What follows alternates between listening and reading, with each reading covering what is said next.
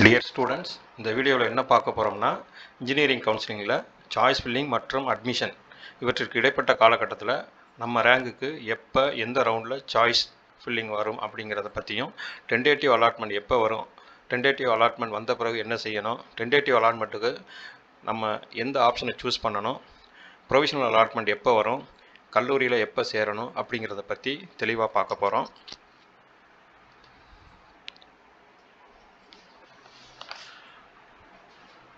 1/7/2026 rank list release ஆனது.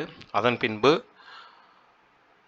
13/7/2026 முதல் 14/7/2026 வரை அரசு பள்ளிகளில் பயின்ற மாணவர்களுக்கான சிறப்பு இடஒதுக்கீடு கலந்தாய்வு நடந்தது. அதன் பின்பு 15/7/2026 முதல் 18/7/2026 வரை பொதுப்பிரிவு மாணவர்களுக்கான சிறப்பு இடஒதுக்கீடு கலந்தாய்வு நடைபெற்றது. இப்பொழுது 20/7/2026 முதல் 30/8/2026 வரை பொது கலந்தாய்வு ஜென்ரல் கவுன்சிலிங், அதாவது பொதுக்கல்வி அகாடமிக், தொழில்முறை கல்வி ஒகேஷ்னல் 3 அரசு பள்ளி 7.5% இடஒதுக்கீடு மாணவர்களுக்கு நடைபெற உள்ளது. அதை பற்றி இப்போ தெளிவாக பார்க்க போகிறோம். அகாடமிக் ஜென்ரல் கவுன்சிலிங், அதாவது பொதுக்கல்வி கலந்தாய்வு ரவுண்ட் 1, ரவுண்ட் 2, ரவுண்ட் 3ன்னு 3 கட்டங்களாக நடைபெறும். அதில் உங்கள் ரேங்குக்கு எப்போ சாய்ஸ் ஃபில்லிங் வரும்னு இந்த அட்டவணையை பார்த்து தெரிஞ்சுக்கலாம். முதல்ல ரவுண்ட் 1ல் யார் வருவாங்கன்னா, ஜென்ரல் ரேங்க் 1 முதல் 37,976 வரை உள்ளவங்க மட்டுமே வருவாங்க. அவங்க 20/7/2026 காலை 10 மணி முதல் 22/7/2026 மாலை 5 மணி வரை சாய்ஸ் ஃபில்லிங் செய்யலாம். ஏற்கனவே இதுக்கு முந்தைய வீடியோவில் சாய்ஸ் ஃபில்லிங் எப்படி பண்ணணுங்கிறத பற்றி தெளிவாக சொல்லியிருக்கோம். அதாவது உங்கள் சாய்ஸ் லிஸ்ட்டில் குறைந்தது 50 முதல் 100 கல்லூரிகளை வைக்கணும். உங்கள் ரேங்கை விட அதிக ரேங்க் உள்ள, உங்களுக்கு அதிகம் விருப்பம் உள்ள கல்லூரிகளை உங்களுக்கு கிடைப்பதற்கு வாய்ப்பு குறைவாக இருந்தாலும் அவற்றை முதல்ல வைக்கணும். உங்கள் ரேங்குக்கு கிடைக்க வாய்ப்புள்ள கல்லூரிகளை அடுத்து வைக்கணும். அதற்கு அடுத்து உங்கள் ரேங்கை விட குறைவாக ரேங்க் உள்ள கல்லூரிகளையும் இந்த விருப்ப வரிசையில் சேர்த்து வைக்கணும். இவை தான் உங்களுக்கு கல்லூரியில் சீட் கிடைப்பதற்கு உறுதி செய்யும் முறையாகும்.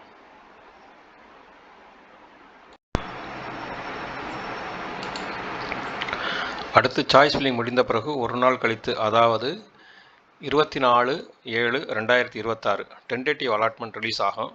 இப்போ தான் நீங்கள் கவனமாக செயல்படணும். இந்த டென்டேட்டிவ் அலாட்மெண்ட் கன்ஃபார்ம் பண்ணுறதுக்கு நமக்கு 6 ஆப்ஷன்ஸ் இருக்கும். அதில் எதை தேர்ந்தெடுக்கிறோங்கிறது தான் ரொம்ப முக்கியம். அந்த ஆப்ஷன்ஸ் என்னென்னா, அதில் ஒவ்வொன்றோட ரிசல்ட் எப்படி இருக்குங்கிறத பற்றி இப்போ பார்ப்போம். First option accept and join.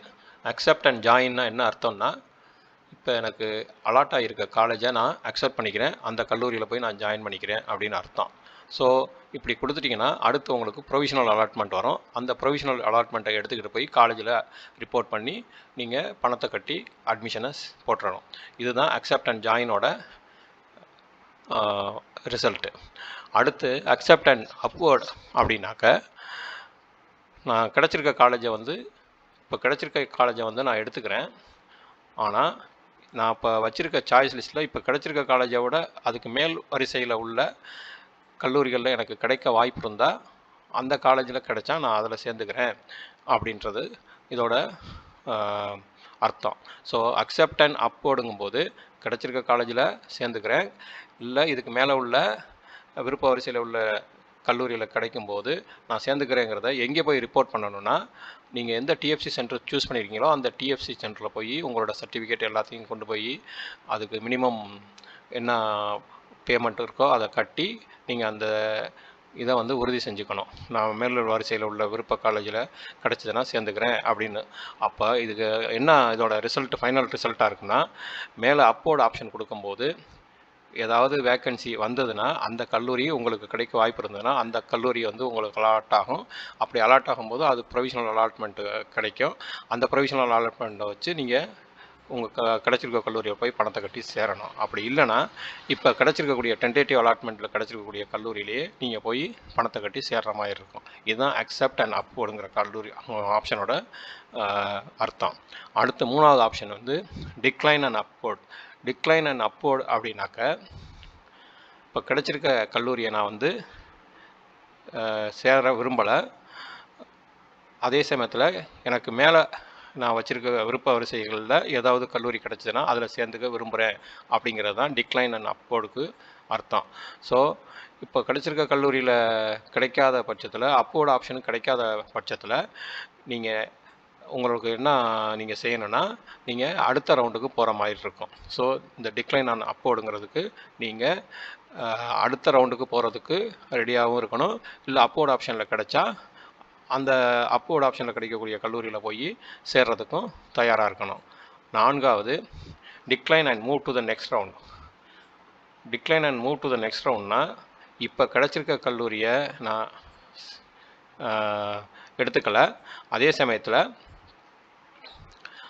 அடுத்த ரவுண்டுக்கு நான் போக விரும்புகிறேன். ஸோ இதுக்கப்புறம் அப்போர்டு ஆப்ஷன் நம்ம இதில் எதுவுமே சூஸ் பண்ணல. இந்த கல்லூரியை நான் எடுத்துக்கலை, அடுத்த ரவுண்டில் போய் கவுன்சிலிங் சாய்ஸ் ஃபில்லிங்கில் கலந்துக்க விரும்புகிறேன் அப்படிங்கிறது தான் இதோட அர்த்தம். அடுத்து உள்ளது decline and quit. Decline and குவிட்டுங்கிறது இப்போ கிடச்சிருக்க கல்லூரியிலையும் நான் சேரலை, இந்த கவுன்சிலிங்லையும் கண்டினியூ பண்ண விரும்பலை அப்படிங்கிறது தான் டிக்ளைன் அண்ட் குவிட் அப்படின்னு அர்த்தம். இது யார் கொடுப்பாங்கன்னா வேறு படிப்புகளை தேர்ந்தெடுத்தவங்க, இன்ஜினியரிங் தவிர வேறு படிப்புகளை தேர்ந்தெடுத்து அதில் சேர்ந்தவங்க இந்த கவுன்சிலிங் ப்ராசஸ்லேருந்து வெளியே வரணும்னு விரும்புகிறவங்க டிக்ளைன் அண்ட் குவிட் கொடுப்பாங்க. அடுத்து கடைசியாக உள்ளது abort or move to the next round. இது என்னன்னு கேட்டிங்கன்னா, நீங்கள் ஒரு சாய்ஸ் லிஸ்ட் வச்சுருப்பீங்க, உங்களுக்கு எந்த காலேஜுமே அந்த சாய்ஸ் லிஸ்ட்டில் கிடைக்கல. அப்படிங்கும்போது என்ன ஆகும்னாக்க உங்களுக்கு நாட் அலாட்டட்னு வரும். அந்த மாதிரி நாட் அலாட்டட்னு வரும்போது உங்களுக்கு அடுத்த ரவுண்டுக்கு போக விரும்புகிறீங்கிறத நீங்கள் மென்ஷன் பண்ணணும். அதே சமயத்தில் நான் வச்ச சாய்ஸ் லிஸ்ட்லேயே அப்போர்டு ஆப்ஷனில் ஏதாவது வாய்ப்பு வரும்போது எனக்கு கிடைச்சா அதை கொடுங்க அப்படின்னு சொல்லணும்னு விரும்புனீங்கன்னா upward or move to the next ரவுண்டை சூஸ் பண்ணணும். இப்படி சூஸ் பண்ணிங்கனாக்க உங்களுக்கு அந்த திரும்பவும் அந்த சாய்ஸ் லிஸ்ட்டில் உங்களுக்கு அப்போர்டு ஆப்ஷன் மூலமாக கிடைச்சுன்னா உங்களுக்கு அந்த காலேஜுக்கு ப்ரொவிஷனல் அலாட்மெண்ட் ஜென்ரேட் ஆகும். அப்படி இல்லைனாக்க நீங்கள் நெக்ஸ்ட் ரவுண்டுக்கு போகிற மாதிரி இருக்கும். ஸோ இந்த ஆப்ஷன்ஸை நீங்கள் மனசில் வச்சுக்கிட்டு உங்களோட டென்டேட்டிவ் அலாட்மெண்ட்டுக்கு ரெஸ்பான்ஸ் பண்ணணும். இதில் முக்கியமாக இந்த accept and join, accept and அப்போர்டு உங்களுக்கு சேஃபர் சைடு, உங்களுக்கு கல்லூரியை ஜாயின் பண்ணுறத உறுதி செஞ்சிடும். மற்ற ஆப்ஷன்ஸை சூஸ் பண்ணும்போது நீங்கள் ரொம்ப கவனமாக சூஸ் பண்ணணும். ஏன்னா இப்போ கிடைச்சிருக்கிறத விட உங்களுக்கு கிடைக்கக்கூடிய அடுத்து கிடைக்கக்கூடிய வாய்ப்புகள் நல்லதாக இருக்குன்னு உறுதியாக சொல்ல முடியாது. அதனால் ரொம்ப கவனமாக சூஸ் பண்ணி உங்களுடைய கல்லூரி சேர்க்கையை நீங்கள் உறுதி செய்யுங்க. ஸோ டென்டேட்டிவ் அலாட்மெண்ட் ரிலீஸ் ஆனதுக்கப்புறம் உங்களுக்கு 2 நாள் டைம் கொடுக்குறாங்க. ஸோ 24/7/2026 டென்டேட்டிவ் அலாட்மெண்ட் காலையில் 10 மணிக்கு ரிலீஸ் ஆகுது. அதே 24/7/2026 காலை 10 மணிலேருந்து 25/7/2026 மாலை 5 மணி வரைக்கும் அந்த டென்டேட்டிவ் அலாட்மெண்ட்டை நீங்கள் கன்ஃபார்ம் பண்ணுறதுக்கான வாய்ப்பை கொடுக்குறாங்க. அந்த வாய்ப்பில் தான் நீங்கள் இந்த ஆப்ஷன்ஸில் எதோ ஒன்று சூஸ் பண்ணணும். அப்படி நீங்கள் சூஸ் பண்ணதுக்கப்புறம் 26/7/2026 என்ன வரும்னா அக்செப்ட் அண்ட் ஜாயின் கொடுத்தவங்களுக்கு ப்ரொவிஷனல் அலாட்மெண்ட் ரிலீஸ் ஆகும். அந்த ப்ரொவிஷனல் அலாட்மெண்ட் வந்ததுக்கப்புறம் நீங்கள் என்ன பண்ணணுன்னா 26/7/2026 30/7/2026 அந்த காலேஜை போய் கிடைச்ச பர்டிகுலர் காலேஜில் போய் பணத்தை கட்டி நீங்கள் அட்மிஷனை கன்ஃபார்ம் பண்ணணும். இது அக்செப்ட் அண்ட் ஜாயின் கொடுத்தவங்களுக்கு. இதே இது அக்செப்ட் அண்ட் அப்போர்டு கொடுத்தவங்க 26/7/2026 30/7/2026 இந்த டிஎஃப்சி சென்டரில் போய் உங்களுடைய அப்போர்டு ஆப்ஷனை ரிப்போர்ட் பண்ணணும். ஸோ இந்த 26/7/2026 30/7/2026 அந்த அப்போர்டு ஆப்ஷன் கொடுத்தவங்களுக்கு அப்போர்டில் காலேஜ் கிடச்சிருச்சுன்னா அவங்களுக்கு 3/8/2026 ப்ரொவிஷனல் அலாட்மெண்ட் வரும். ப்ரொவிஷனல் அலாட்மெண்ட் வந்தோடனே அவங்க அந்த ப்ரொவிஷனல் அலாட்மெண்ட்டை வச்சு அந்த கிடச்சிருக்கக்கூடிய கல்லூரியில் போய் பேமெண்ட் பண்ணிவிட்டு அட்மிஷனை கன்ஃபார்ம் பண்ணணும். இது ரவுண்டு 1ஓட ப்ராசஸ். சாய்ஸ் ஃபில்லிங்லேருந்து அட்மிஷன் வரைக்கும் இடைப்பட்ட ப்ராசஸிங் இப்படி தான் இருக்கும். ஸோ சாய்ஸ் ஃபில்லிங்க்கு உங்களுக்கு 3 நாள் டைம் கொடுக்குறாங்க. 20/7/2026 22/7/2026 வரைக்கும் சாய்ஸ் ஃபில்லிங் டைம் கொடுக்குறாங்க. ஃபஸ்ட் ரவுண்டில் யார் வர்றாங்கன்னா ரேங்க் நம்பர் 1லேருந்து 37,976 வரைக்கும் உள்ளவங்க வர்றாங்க. அதாவது கட் ஆஃப் வந்து 200லேருந்து 171.333 வரைக்கும் உள்ளவங்க. அந்த சாய்ஸ் ஃபில்லிங் பண்ணவங்களுக்கு எப்போ ரிலீஸ் ஆகுது டென்டேட்டிவ் அலாட்மெண்ட்னா 24/7/2026 வந்து டென்டேட்டிவ் அலாட்மெண்ட் ரிலீஸ் ஆகுது. அந்த டென்டேட்டிவ் அலாட்மெண்ட் ரிலீஸ் ஆனதுக்கப்புறம் அதே தேதியிலேருந்து 24/7/2026லேருந்து 25/7/2026 வரைக்கும் அந்த டென்டேட்டிவ் அலாட்மெண்ட்டுக்கு நம்ம எப்படி கன்ஃபார்ம் பண்ணுறோம் அப்படிங்கிறத நம்ம இந்த கொடுத்துருக்கக்கூடிய ஆப்ஷன்ஸை சூஸ் பண்ணி கன்ஃபார்ம் பண்ணணும்.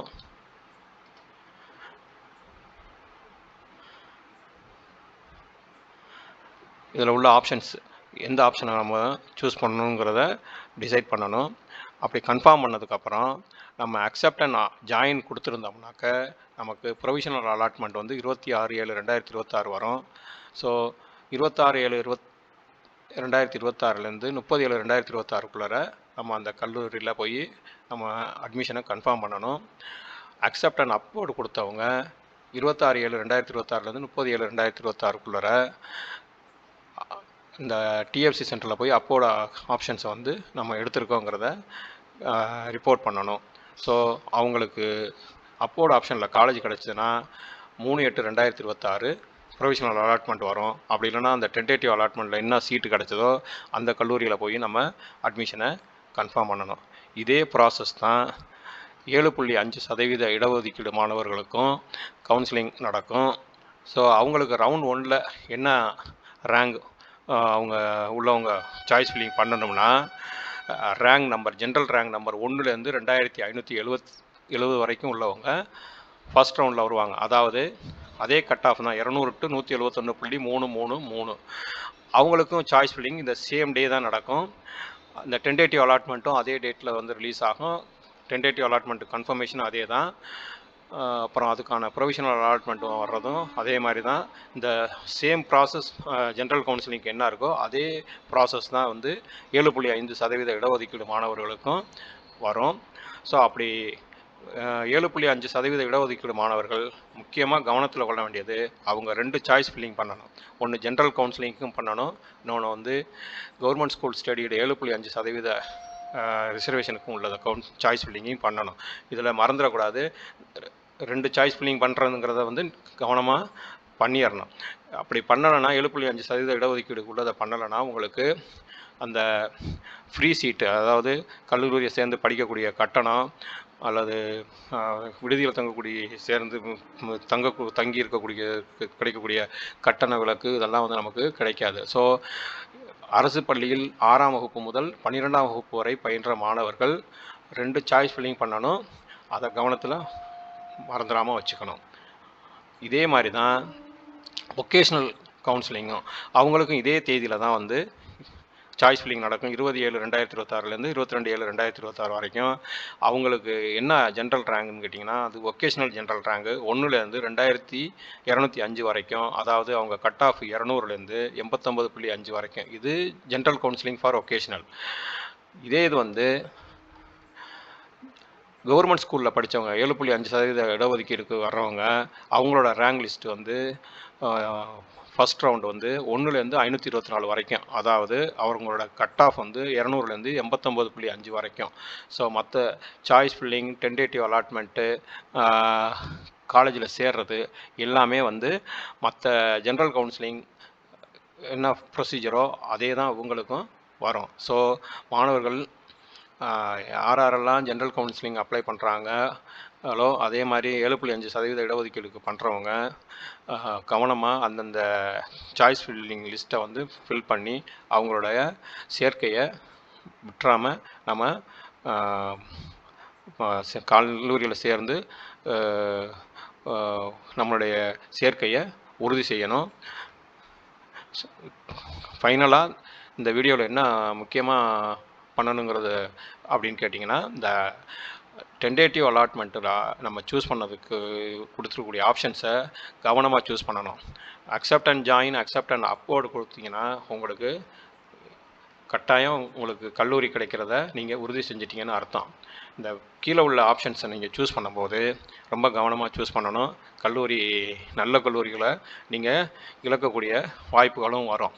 ஸோ அக்செப்ட் அண்ட் ஜாயின்ங்கிறது உங்களுக்கு கட்டாயம் கல்லூரியில் சீட்டை சேர்ந்துட்டிங்கன்னு அர்த்தம். அக்செப்ட் அண்ட் அப்வோர்டுங்கிறது நம்ம கிடச்சிருக்க கல்லூரியோட மேலே வரிசையில் உள்ள விருப்ப வரிசையில் உள்ள கல்லூரிகளுக்கு நாங்கள் விரும்புகிறோம், அது கிடைச்சா எங்களுக்கு கொடுங்க அப்படிங்கிறத அர்த்தம். ஸோ இது ரெண்டும் உங்களுக்கு பாதுகாப்பான ஆப்ஷன்ஸாக இருக்கும். மற்றதை தேர்ந்தெடுக்கும் போது ரொம்ப கவனமாக தேர்ந்தெடுங்க. நன்றி, வணக்கம்.